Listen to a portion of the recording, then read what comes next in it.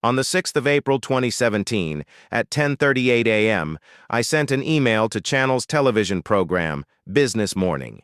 The email reads, I heard in your report that IMF is not satisfied with the present exchange rate in Nigeria. What this means is that they want the naira devalued. And sadly, the Central Bank of Nigeria responded that they will look into it. It is high time those at the Apex Bank in Nigeria realized that the IMF does not want Nigeria and indeed African countries to grow. Why should a consuming nation devalue her currency? Why is the currency of developing nations a tiny fraction of that of Western nations? IMF recommended import liberalization, currency devaluation, and removal of subsidies to Nigeria in the 80s. We never recovered from it up till now. Any consumer who devalues his or her currency is impoverishing himself or herself. These folks in the West do not want to see us grow. So, do not listen to their recommendations. That was my opinion in the email I sent to Channel's television. The question is, can Nigeria do that?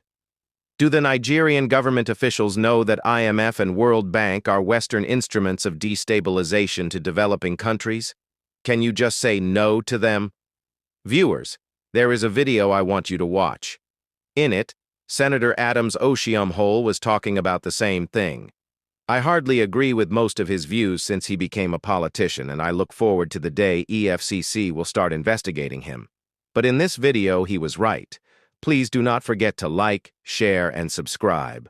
I love you all, and God bless. I am encouraged early in life never to feel intimidated by experts, because the dictatorship of experts can be very, very dangerous, sometimes more dangerous than the dictatorship of military generals, because they have the power to influence the way you think and to make you feel inferior, even on issues where they are wrong, because you don't have the command of those jargons.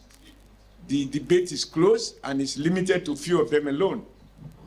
So I've learned early in life to interrogate. The more expert they think they are, the more I feel obliged to interrogate them. A stammerer should not be afraid of a debate. It might take him more time to pronounce a word, but eventually he will get there. What has excited me is the way in which Professor Amadi, I think he has summarized the issues, and I was very impressed by what I think is my takeaway from his presentation, namely that, these Western ideas which our professors, our intellectuals are competing to imbibe and to assimilate and to popularize and to indoctrinate our younger ones about a nation whose government is just there to regulate, and even at that minimum regulation, and that the private sector should be assigned with the responsibility of running the country, running the economy. And they tell us government has no business in business. Today, I was excited hearing Professor Amadi saying that is not exactly correct. If government has no business in government, why do we go through all the rigor, all the challenges we go through to elect a government? That is why in one of my interventions in the Senate, I said, I am not a believer in the classical school of Adam Smith that says government should not interfere, we should trust the market, and that it is the invisible hand in society that will help to balance this out. And I said, if indeed there is such thing as a visible hand, why do we elect a president? Why do we elect a government? The market, by its nature, is not accountable, except to the buyer and the seller. But we elect governments that are accountable, that we should be held responsible for our collective well-being. And so when I heard him today say what he said, I said, then I'm not exactly crazy. So I am going to start my conversation, not a lecture, just a discussion the way we used to do under the village tree, because my father was my is the greatest teacher, and my mom, assistant teacher. Between the two, everything I have, they are responsible. I think that if we take a critical look at where we're coming from, Nigeria was at its best when, I believe sensibly, we submitted to what was then described as a mixed economy. It's not a completely capitalist economy, nor was it a combined economy. The government sensibly played a critical role to reconcile the greed of private enterprise with the primary purpose of government, which does not always coincide, which is the welfare of the people. That primary purpose of government is often undermined by the power of capital. And unless the state intervenes, you can't have stability. Now let's just look at, for people of my age, and quite a few of you are here, including the former IG, I used to call him Comrade IG of police, even though he arrested me, even by himself, by his agent and previous, and got me detained a couple of times, but he didn't kill me. As you can see, I'm here, and we are friends. You know, for me, Nigeria was at its best when we formulated policy that were informed by the Nigerian condition and by the character of the Nigerian people. Up until that needless debate about whether or not the Nigerian state should surrender and we should delegate the market to regulate our lives. The more debate about structural adjustment program. Before then, we were persuaded by the West that the market, not government, not bureaucracy, because Amadi was talking about respecting the public service. We were persuaded to accept that state is inherently inefficient, the state is hopelessly corrupt, and therefore we will do well to minimize and reduce regulation, smaller government, and assign more responsibility to the private sector. That is what informed the debate of whether or not IMF loans should be taken, or we shouldn't take it with all the conditionalities attached to it. And then we had a president who was extremely smart, a military president, who then got us busy debating, and at the end of the day, Nigeria moved radically away from a mixed economy to one that expressly commits itself to small government and more space for the market. And so we deregulated the banking system, we devalued the currency, we were told Nigeria is underborrowed, and this is why I'm very suspicious of intellectuals. Nigeria is underborrowed, so we should go and borrow. So from a situation in which General Gawan said money was not the problem but how to spend it, we not only now finished spending what we earn, we started borrowing. And to encourage us to borrow more, economists tell us about how much you can borrow in relation to GDP. They'll always have some statistics as if this were in the holy documents. And so we borrowed to a point that they now came back and say, you have overborrowed. And for us to support you, you must devalue your currency. You must float it. Thus subsidize consumption. And when you devalue your home, goods and services produced at home will be cheaper, and therefore you have greater export opportunities. Because Nigeria made goods, we find cheaper prices overseas, and foreign goods will be too expensive for the natives to buy, since we are now in our native land. And because they can't buy, we've got to have a more realistic balance of trade. And that is how around 1978 or so, the Naira was devalued from where it was 1 Naira to 1.5 US dollars. When I went to UK to pay my school fees in the UK, I got my check from, I believe, Barclays Bank, which is now Union Bank. They issued me manager's check on the desk. I didn't have to lobby anybody. And I paid my school fees with that check. It was honored in UK. And everything else was working. With my 1,000 BTA, I got 920 pounds, British pounds sterling. And thereafter, everything collapsed.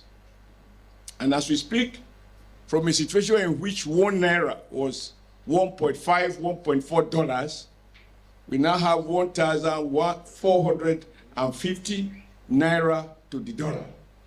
And that explains the crisis of poverty and all the other things that this current president now have to deal with. Because if we do not understand how we get here, we can't fix it. I work in a textile factory. And I'm very proud about that. Because it speaks to the whole issue of unity of our country, but also having leaders that are inward-looking, that can think ahead of his people. The premier of northern Nigeria decided that, given the fact that cotton is produced in most parts of northern Nigeria, he reasoned, I believe correctly, that it does not make sense to export that cotton without value addition to Manchester in UK for this cotton to be processed to fabric and to be imported back into Nigeria without value addition. And so he set up Kaduna Textile Factory, which employed about 5,000 Nigerians, running 24/7, 3 shifts, employing between 4,000 and 5,000 people. And I believe Awolowo responded by building a textile factory called Ikeja Textiles. So we're in Ikeja in Lagos, because they were competing on the basis of what I call positive competition. And you will also have, as a consequence, whether it's Azikwe or Okpara, ensuring that there was a textile factory in Aba, integrated textile factory. And of course, in Midwest, we have one in Asaba, also producing. Then we have GCM in Onitsha. Now, what went wrong? We were told at that time, Nigeria government, not democratic government, a military government, decided that we must indigenize, give more opportunity to Nigerians, and Nigerians must take ownership. And in life, everybody take advantage of what you have. What Nigeria has always enjoyed that made us the giant of Africa is our numbers. And that numbers is even much more now. And I believe the Nigerian government at the time correctly told the world, if you want to take advantage of Nigeria population, you want to produce goods for us from Manchester, from China, from Singapore, wherever, locate in Nigeria. And government prohibited the importation of fabrics into Nigeria. As a consequence, between Lagos, Kaduna State alone, we had about 24,000 workers working in textile factories, because that is the only way they can contribute, to the clothing of Nigerians. In Lagos, in Kano, in Bompai, in Port Harcourt, in Aba, in Onitsha, these are places I went through causing trouble, fighting for decent wages. Everything was going fine. And then these Western intellectuals, together with the Nigerian collaborators, persuaded our government that prohibition is unhelpful. And we joined the so-called World Trade Organization. And part of the rules was that we must remove prohibition. We must allow everything to be imported. Government should have no control. And so one after the other, all of us in this hall now, myself inclusive, however hard you try, you want to buy Nigerian-made fabric, you can't find it. So all of us here now, we are wearing fabrics that are made in different parts of the world, including Italy, that is no longer competitive in that business. The result? About 30,000 workers, textile workers in Kaduna, lost their jobs. Their warehouses have become churches. In Ikeja and Lagos, Apapa, Ikomu, Isolo, over 100,000 people were working there. Even Dangote, before he shifted to the oil sector now, he bought over Ikeja textiles. And today, the textile industry is gone, courtesy of free market. How can you subscribe to something that you cannot participate in? How can you have a free market where you only buy but you have nothing to sell? And the only thing we have to sell is crude. And that crude is not determined competitively. It is determined by some forces in the West, whether the president of US is sick or whether the publish of data, it shows that economy is slowing down, that affects the price of oil, whether China is growing or China is slowing down, and all of that. And so the result is that today, we are importers of, from the lowest second-hand fabric to the most sophisticated suit anybody can wear. And I'm not looking at our guest upon him. So when Amadi said, no, this idea of government has no hand business in government, that is a fallacy. I agree completely. Number two, it's so difficult to understand for people like me how people of my generation and even those of us who are younger, who are now in government, we have actually, without policy pronouncement, just by practice, privatized basic education. When I became governor of Edo State in 2007, one of the first meetings I had was with Okada riders. I didn't understand how a motorbike can become a means of mass transit, intra-city transportation. How? When I grew up in Kaduna, you don't want to ride a motorbike. If you must do, you can't even get your wife to agree to back with you because they have to sit. They don't want to hold you. You know what I mean? For religious reasons, for all sorts of reasons.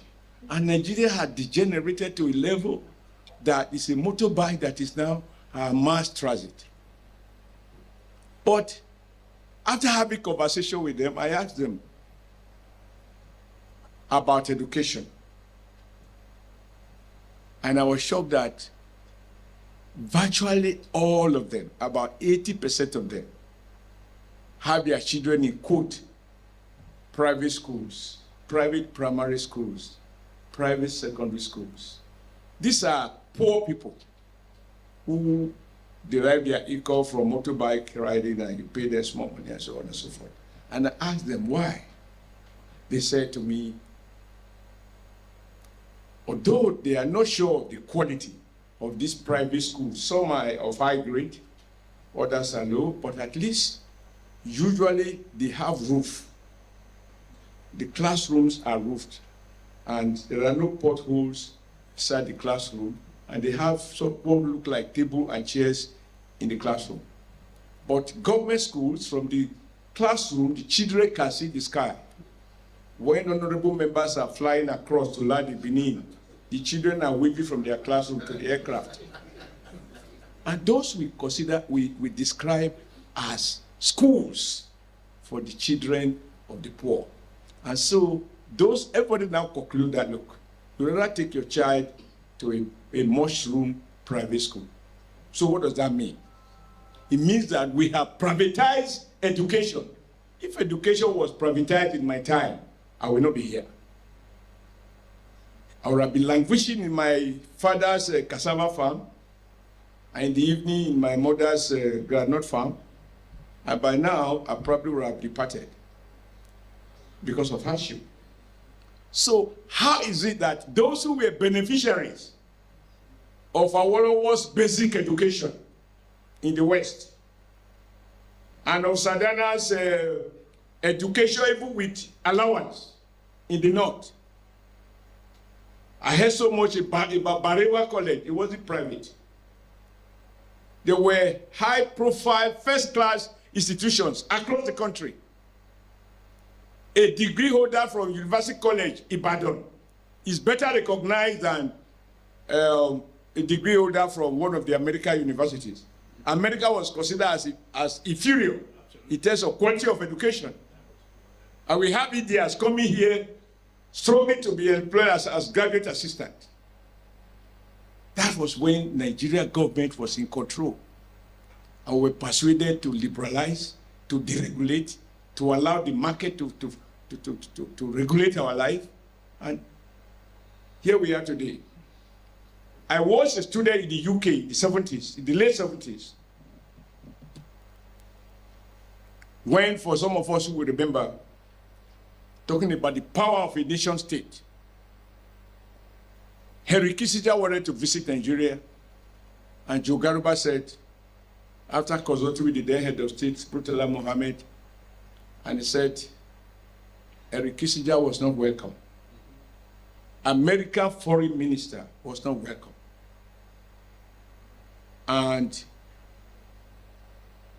now, compare that to when President Jonathan was in Abuja.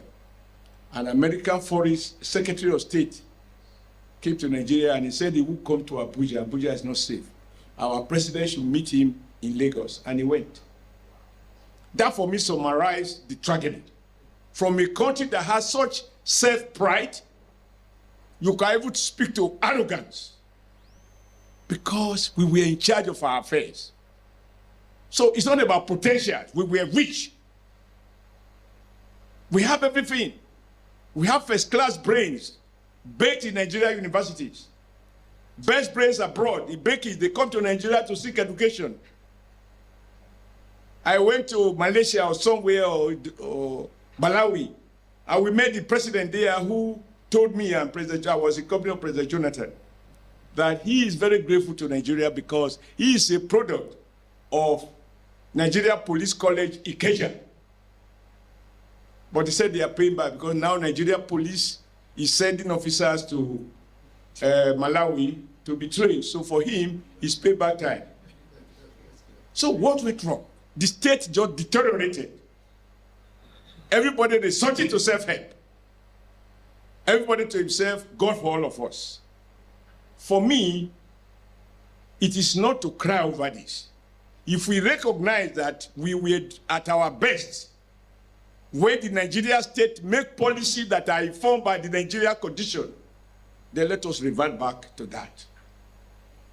If we don't, free market, these liberal, neoliberal economic policies that Amadi was speaking about can never deliver prosperity to the majority of our people.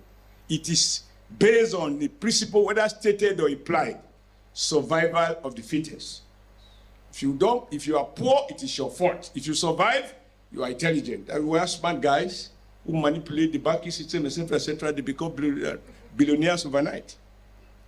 So I think it is not late for us. And I'm happy that we have a president with huge courage to take decisions. And my hope is that over the next 2-3 years, Amadi said something that some of the decisions the president has taken, people will wonder, does this man want second term? But like it is said, a petty, narrow-minded politician who is seeking power for his own sake, think of the next election. A statesman who wants the best for his country, we speak about what works for his country, regardless of the consequences. There are many of us who want to have the best of omelette, but don't touch our eggs. But every president that wants to serve his people, good omelette knows that he must break somebody's eggs, if however powerful that person is. So today, that national item that we are referring to, a country in which no one shall be oppressed. I know that is, I have been fighting oppression because that is what the national item tells us. A country where no one is oppressed. Today, oppression is the name of the game. Somebody will tell you, I will teach you a lesson. And with the connection with the DPU, it can teach you much more lessons than you ever imagine. So where is the rule of law? There are so many. I'm not in interior, and I have a way to interact with people who are managing our, quote, correctional homes. We change it from prison to correctional home to emphasize that prison is not meant to kill. But I discovered through my interrogation of those who manage the place that we even care for better for dogs than Nigerian prisoners. And the bad news, 50% out of the 80,000 prisoners, 50% are awaiting trial.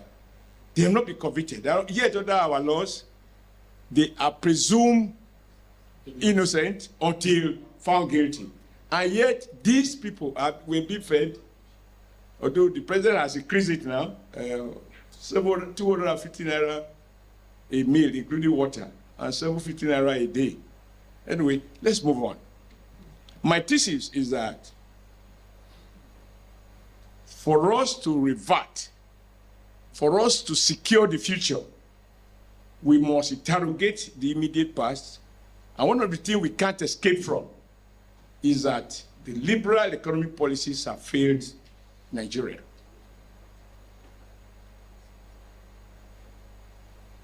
For example, last week, I found out that an Indian guy is building an integrated textile factory in Benin Republic. You will wonder why I keep talking about textile factory, not only because I work there, but it's a labor-intensive industry. Where few bank clerks will generate the billions that the banks announce. For a textile factory to make billions of naira in profit, it must employ thousands of people working 24/7, running 4 shifts. Now, taking advantage of the African Free Trade Agreement, this India has successively located a huge textile factory in Benin Republic. The market is Nigeria. I want to be able to see the president saying, yes, Africa growth, we have these agreements, but I am elected to uphold the Constitution of the Federal Republic of Nigeria, not of Africa Charter. We would relate with other countries. The days must be over where we talk of Africa as the centerpiece of our foreign policy, a way to one in which Nigeria and the welfare and the well-being of Nigeria is the central focus of Nigeria foreign policy. If it is not good for Nigeria, we will do it. We will do it. After all, our students, some of you here, we all contributed money for the liberation of South Africa. We naturalized British petroleum. That was the peak of our power. To teach the British a lesson. Can we teach them a lesson? Not Obasanjo. Oh, okay, Obasanjo, military is forthcoming. And we had the power to say, the principle, no, if you support apartheid, we take over your company. And we did. Today, when I hear that the current president of South Africa, in one of his campaigns before this last one, was saying that Nigerians were taking the job of South Africa. That is how those attacks on Nigeria's small businesses, they were instigated by the state. We helped them to get their freedom, but that does not mean they will allow us to come and dominate their economy. But they are dominating our economy, if you know how much MTN is cutting away every year. So for me, I am advocating that after this 1 year, the president should sit down, government, all of us in the Senate, in the National Assembly, and identify those things, those industries that we need to reinvent, to return back to Nigeria, using our population as a tool to get them back here. 200 million people, if 50%, 100, is wearing Nigerian-made clothes, we will have more than 10 million people working in Nigeria. Government will not be the source of job creation. When we talk about overhead, the governance, is because we have so many institutions, so many desks, try to create opportunities for everybody to work for government. And government is not the best employer in terms of salary. The job may be guaranteed, because whether you work or not, you can be selling t-shirt part-time, but you are not going to be wealthy. You just learn how to steal, and that is it. Because I didn't write anything down specifically, but let me just take you through when people talk about the public sector, why this president has a lot to do. And I'm happy he always assures us nobody should pity him, because he didn't take this job in error. He actually struggled for it. He even had to say a milocom. That's why there is power of the tongue. When somebody said, we shouldn't run our country. If we run our country with our mouth, so be it. If we insist that we are the hope of the world, there is power in our tongue. That will come to pass. I would like us going forward to say to Michelin, you left Nigeria, but you are still selling tires to Nigeria. 90% of your market is Nigeria. You relocated to another African country. You won't be able to sell in Nigeria unless you relocate. Government will give you state guarantees. And if you can imagine that all the tires that we are importing and using to drive all our vehicles, if half of them were made in Nigeria, millions of jobs will be created. There are no miracles. It's policy that leads to certain outcome. And these guys will not come voluntarily. They have to be used, they have to be sanctioned. You want to come to my house? This is the gate. I will not buy food from you unless you cook it in my kitchen. Mr. Dunlop, you were in Ikeja. You left. With renewed hope, come back. I will give you guarantees. Otherwise, you will not be allowed to export tires to Nigeria. The big one. Toyota, if you go to government houses alone, myself included when I was in government, you will think we are car dealers. The number of Toyota vehicles in Nigeria. We started sensibly, ironically under a military government, that given our population, we need to have Peugeot automobile here. Peugeot car was once a very popular car. It doesn't die. If the engine knocks, you cut it 02, 03, 04. Right? And Peugeot located in Kaduna, and they employed about 3,500 workers, producing about 200-300 cars a day. I went there to organize a couple of strikes when they refused to pay our people well. So I know what I'm talking about. Then we had Volkswagen in Lagos, where Patutomi was GMD at the age in his 30s,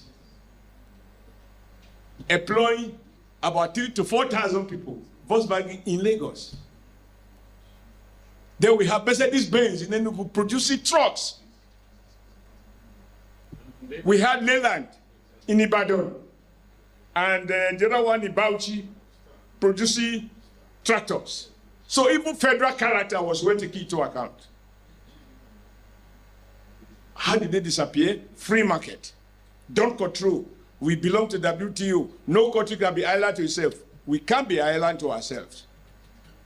If opening up brings impurities into our system and kill our job and destroy our industries, we need to revert to the past. And that is why when we celebrate China, we just look at the outcome without looking at the system that produced that outcome.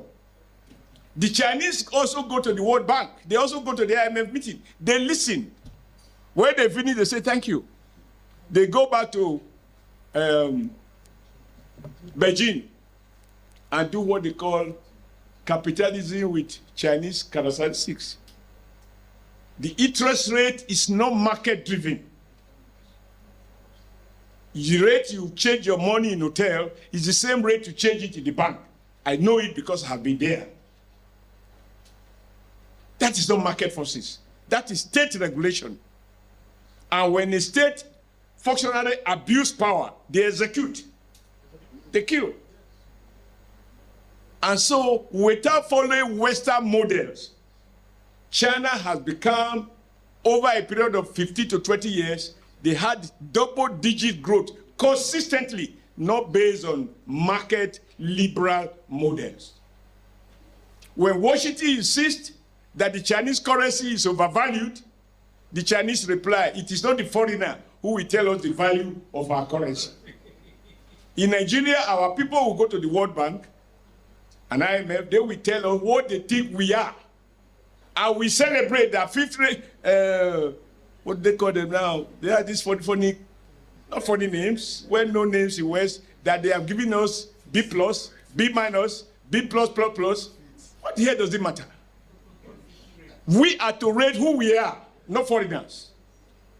And until we return back to this homegrown policy and damn the consequences with the world, because they are going to fight us, I do not think that romancing with them is going to deliver us. No, it will not. And they will turn around to accuse us of corruption. And yet every kobo stealing are kept abroad is in their banks. But they are not corrupt.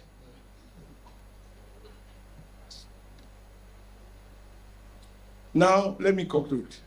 What is going on even now? That is why when you say we should pray for the president, you were right. I am not a fanatic when it comes to, because I don't believe that just be godly is enough to bail us out. I said something somewhere that those who say, praise the Lord, that your business will prosper.